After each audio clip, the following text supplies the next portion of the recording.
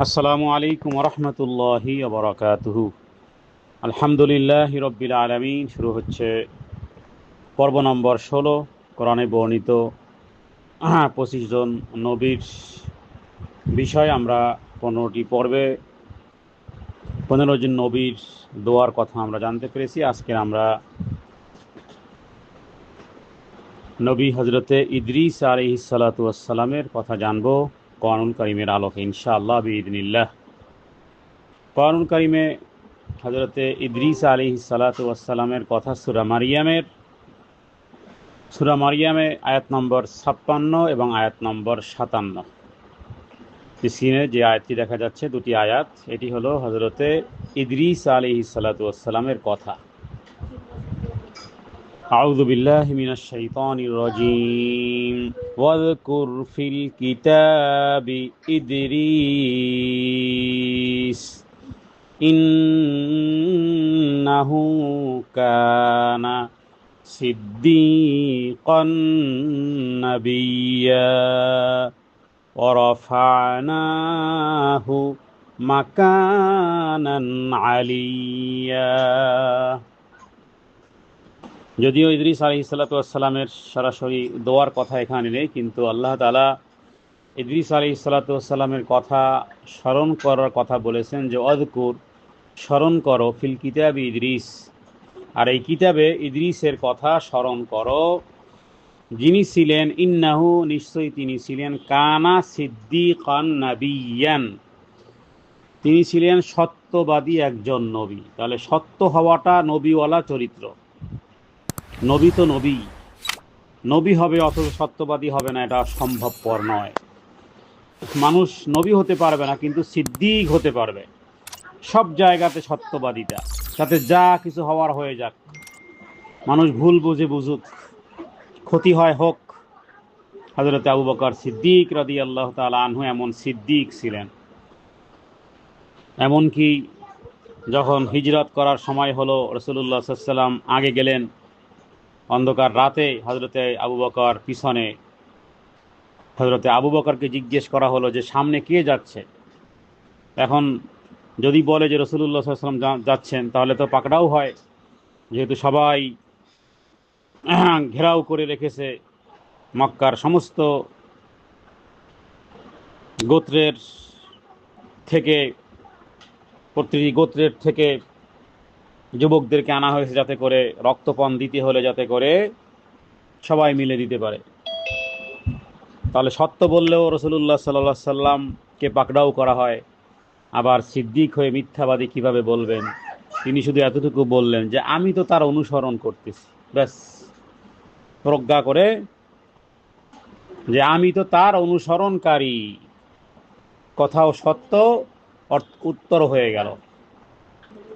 তো এখান থেকে আমরা জানতে পারি যে তিনি একজন নবী ছিলেন, যিনি সিদ্দিক, যিনি চূড়ান্ত সত্যবাদী এবং ধার্মিক।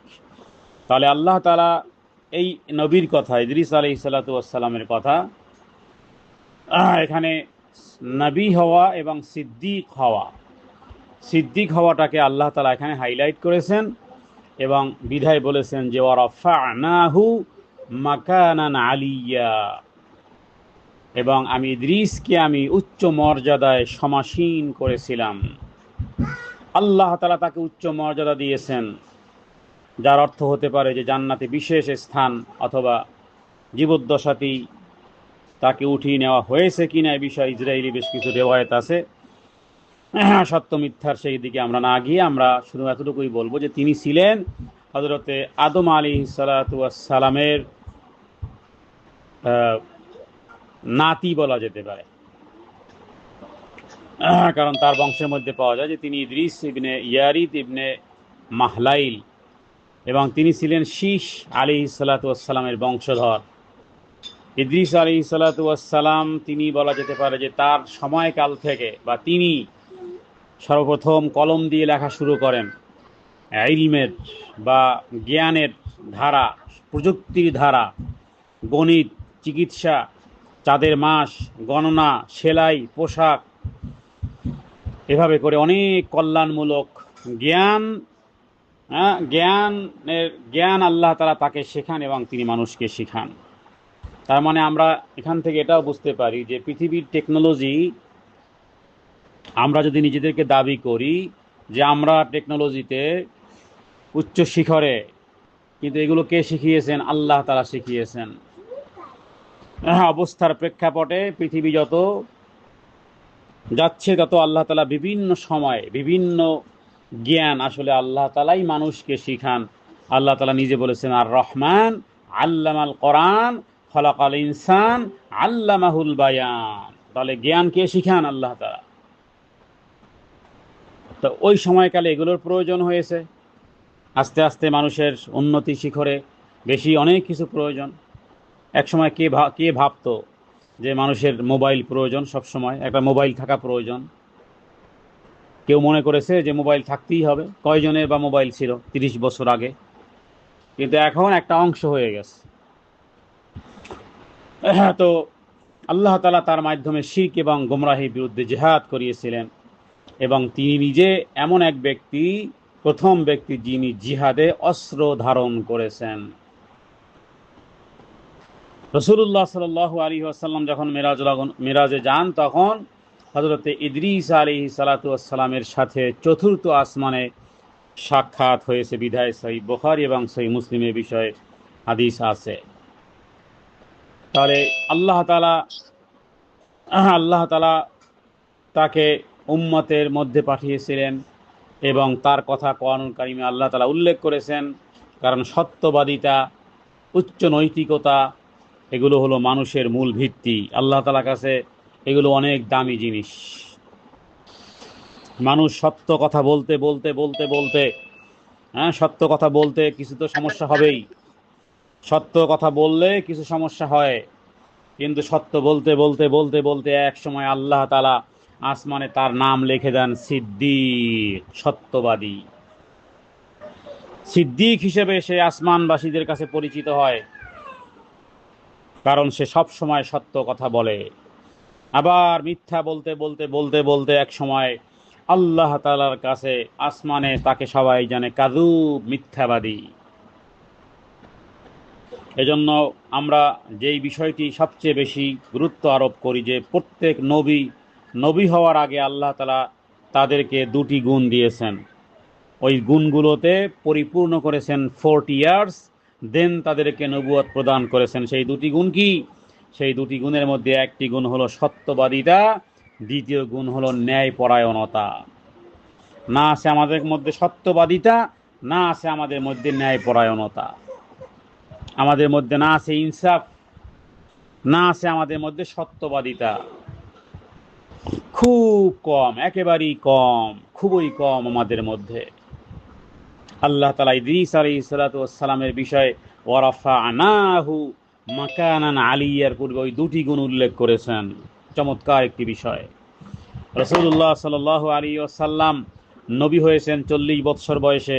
নবী হওয়ার আগে নবীজির মধ্যে ওই দুটি গুণ ছিল, এবং সেই দুটি গুণের প্রতিফলন তিনি মক্কাতে ঘটিয়েছিলেন।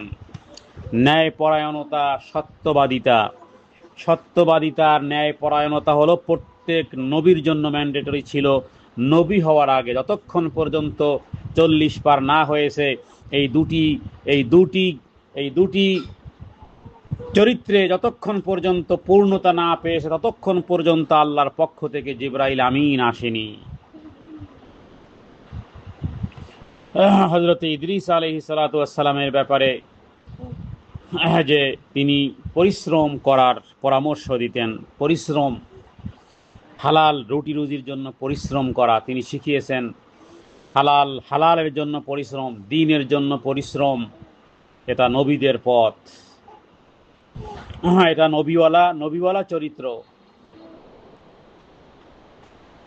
অতএব হযরত ইদ্রিস আলাইহিস সালাতু ওয়াস সালাম, তার ব্যাপারে কোরআনুল কারীমের যে আয়াতগুলো, আমরা সেই আয়াতগুলো পাঠ করব, যাতে করে ইদ্রিস আলাইহিস সালাতু ওয়াস সালাম সম্পর্কে আল্লাহ তাআলা যার কথা কোরআনে উল্লেখ করেছেন, এবং যার চরিত্রের ভূষণ সম্পর্কে সূরা মারইয়ামে উল্লেখ করেছেন, ওই নবীওয়ালা চরিত্র যেন আমরা ধারণ করতে পারি। হযরত ইদ্রিস আলাইহিস সালাতু ওয়াস সালাম তিনি কলমে লিখতে শুরু করেন, কাগজ আর কলম দিয়ে লিখতেন। চন্দ্রমাস এবং সময়ের হিসাব তিনি শিখিয়েছিলেন। আর তিনি নিজের হাতে পোশাক তৈরি করতেন, নিজ হাতে কাপড় সেলাই করতেন, জামা পাজামা ইত্যাদি কাপড় তিনি সেলাই করে পরিধান করতেন এবং মানুষকে তা শিখিয়েছিলেন।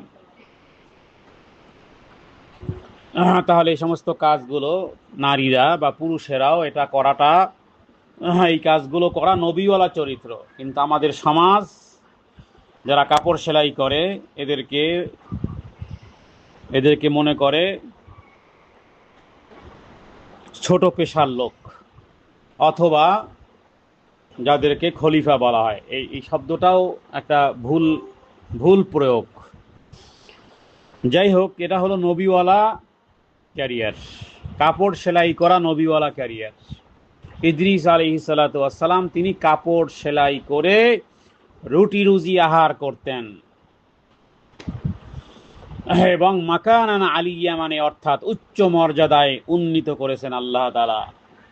মানুষের টাকা পয়সা, ধন দৌলত, ফিজিক্যাল চেহারা ইত্যাদি এগুলো তাকে মর্যাদায় উন্নীত করে না, বরং মানুষকে উন্নীত করে, উচ্চ মর্যাদায় উন্নীত যেই বিষয়টি করে সে বিষয়টিও আমরা এই আয়াত থেকে জানতে পারলাম। অতএব ইদ্রিস আলাইহিস সালাতু ওয়াস সালাম থেকে শিক্ষণীয় বিষয় হলো সততা এবং সত্যবাদিতা, যা সমস্ত কাজে সব জায়গাতে রাখতে হবে, এবং জ্ঞান এবং কর্ম, লেখন, জ্ঞান চর্চা, গবেষণার গুরুত্ব। প্রতিদিন কিছু না কিছু শিখতে হবে, প্রতিটি দৃষ্টিভঙ্গি দিতে হবে যেন কিছু শিখতে পারি, প্রতিটি চলা যেন হয় শিক্ষণীয়। আল্লাহ তাআলা কোরআন কারীমে এই সমস্ত বিষয়গুলো নির্দেশ করেছেন। তার মানে 24 ঘন্টা পার হবে অথচ আমি কিছু শিখবো না, এটা হয় কি করে? আরেকটি কাজ হলো পরিশ্রম করা। পরিশ্রম, নিজের হাতে কাজকে সম্মানিত করা, হালাল উপার্জন করা। নারীরা তারা ঘরে কাজ করবে, কাজগুলো তার সংসার পরিচালনার জন্য, এগুলো তার জন্য। এই সংসারে একজন নারী কাজ করাটাকে, এটাকে তার দায়িত্বের মধ্যে নিয়ে এটাকে তিনি সওয়াব মনে করে এই কাজগুলো করবেন। কারণ পরিশ্রম করাটা, সৃজনশীলতা, নিজের হাতে নিজের কাজ করা, এটাও নবীওয়ালা চরিত্র। এমন নয় যে শুধু কাজ আর কাজ, কাজকে ঘৃণা করা, কাজকে ছোট মনে করা না। এগুলো রাসূলুল্লাহ সাল্লাল্লাহু আলাইহি ওয়াসাল্লাম ঘরেও এই কাজ করতেন। ঘরেও তার স্ত্রীদের সাথে ঘরের কাজ করতেন, বিছানা ঝাড়ু দিতেন, ঘর ঝাড়ু দিতেন, রুটি খামিরা তৈরি করার জন্য হযরত আয়েশা সিদ্দিকা রাদিয়াল্লাহু তাআলা তানহাকে তিনি সাহায্য করতেন। বর্তন পাক সাফ করার ব্যাপারে হযরত আয়েশাকে জিজ্ঞেস করা হয়েছিল রাসূলুল্লাহ সাল্লাল্লাহু আলাইহি ওয়াসাল্লাম ঘরে কি করেন? তিনি গৃহস্থলীর কাজ করেন। সাহাবায়ে কেরাম গৃহস্থলীর কাজ করতেন, কূপ থেকে পানি উঠানো, বালতি দিয়ে পানি উঠানো, অন্যান্য যে কাজগুলো আছে। তার মানে এই কাজগুলো করাটা ইবাদত। দুনিয়ার কাজের মধ্যে মধ্যে পরকালের প্রস্তুতি গ্রহণ করা।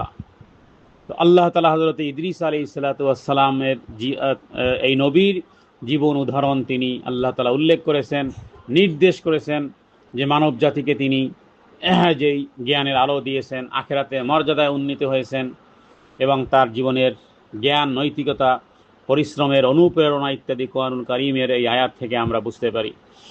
তাহলে এই আয়াতটি এই দুটি আয়াত আমরা তেলাওয়াত করব এবং ইদ্রিস আলাইহিস সালাতু ওয়াস সালামের বিষয়টি আমরা অবগত হতে পারলাম, যার ব্যাপারে আল্লাহ তাআলা নিজেই তার কথা উল্লেখ করেছেন, এবং যে স্মরণ করো ওয়াযকুর ফিল কিতাবি ইদ্রিস, স্মরণ করো ইদ্রিস আলাইহিস সালাতু ওয়াস সালামের কথা, ইন্নাহু কানা সিদ্দীকান নাবিয়্যা, যিনি ছিলেন একজন সত্যবাদী, একজন নবী।